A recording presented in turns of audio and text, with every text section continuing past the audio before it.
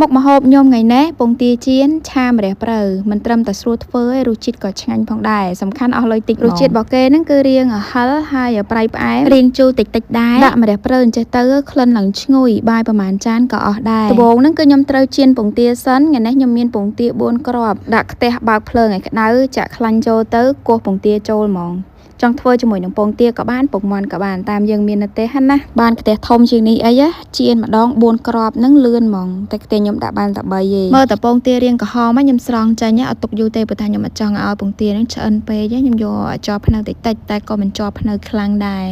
សល់មួយគ្រាប់កូនពៅនេះយើងចៀនត្រឡប់វាទៅមើលតែក្រហមមកចំហៀងហើយយើងប្រែមក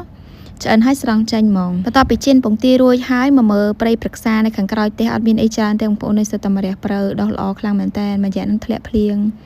មកអញ្ចឹងទៅម្រះព្រៅខ្ញុំលាស់ល្អណាចង់ស្លម្ជូរឬក៏ឆាក្តៅអីក៏ឆ្ងាញ់ដែរហើយម្រះព្រៅនេះស្លឹកគេធំហើយក្លិនឡើងឈ្ងុយហ្មងបាច់ទៅរោណាឆ្ងាយទេទៅតែក្រោយផ្ទះមួយផ្លែតហ្នឹងបេះបានឡើងមកក្តាប់យំដល់លាងទឹកយើងទុកម្លាយសិនទៅចាប់ផ្ដើមមកឆាខ្ទះដែរមិញហ្នឹងគឺខ្ញុំចាក់ខ្លាញ់ចេញខ្លះហើយខ្ញុំដាក់ខ្ទឹមសចិញ្ច្រាំជាមួយនឹងម្ទេសបើសិនជាមិនចេះហឹរទេមិនចាំបាច់ដាក់ក៏បានដែរម្ទេសហ្នឹងគឺខ្ញុំដាក់តែ3 4គ្រាប់ទេ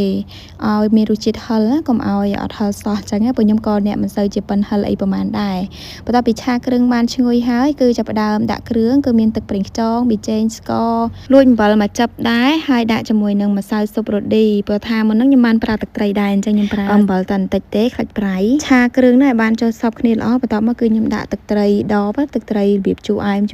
ចាក់ចូលទៅបើសិនជាអត់មានទេអាចដាក់អំពិលទុំយើងមកគ្រាប់ទៅពីគ្រាប់ឲ្យរៀងមានរសជាតិជូរតិចណាមិនចាំដាក់ច្រើនពេកទេបន្ទាប់ពីឆាគ្រឿងចូលសព្វគ្នាល្អហើយគឺខ្ញុំចាក់ពងទាចូលទៅឆាពងទាជាមួយនឹងគ្រឿងនេះឲ្យបានចូលសព្វគ្នាល្អបើឆាទៅមើលឃើញរៀងស្ងួតទឹកខ្លាច់ខ្លោចអីអាចបន្ថែមទឹកទៅបន្តិចបានឆាពងទាជាមួយនឹងគ្រឿងនេះឲ្យបានចូលសព្វបន្តិចមកបន្ទាប់មកគឺខ្ញុំដាក់ម្រះព្រៅចូលម្រះព្រៅនេះបើចង់យកធ្វើបន្លែដាក់រៀងច្រើនជាងនេះក៏បានដែរបើដាក់ម្រះព្រៅចូលទៅនិយាយពីថាក្លិនកើនឡើងឈ្ងុយពេញផ្ទះបាយហ្មងឆាមើលតាមម្រះព្រៅយើងស្ពប់ហ្នឹងគឺបានហើយកូរខ្លាំងពេកឡើងធ្លីពងទាអស់ហ្មងតែប៉ុណ្្នេះគឺរួចរាល់ហើយដួសពងទាដាក់ចានមកនិយាយពីថាតែប៉ុណ្្នេះ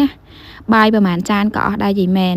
ទឹកឆាហ្នឹងស្រោចពីលើមកបើសិនជានៅសងខ្ទះអីប្រឡាក់ជាមួយបាយនិយាយពីថាជាតិអស់ស្ទះហ្មងចេញមកឡើងតំណងខ្ញុំទៅនៅម្នាក់ឯងកូននៅអីខ្ជិលធ្វើម្ហូបដឹងអាជៀនពងទាឆាអញ្ចេះហើយ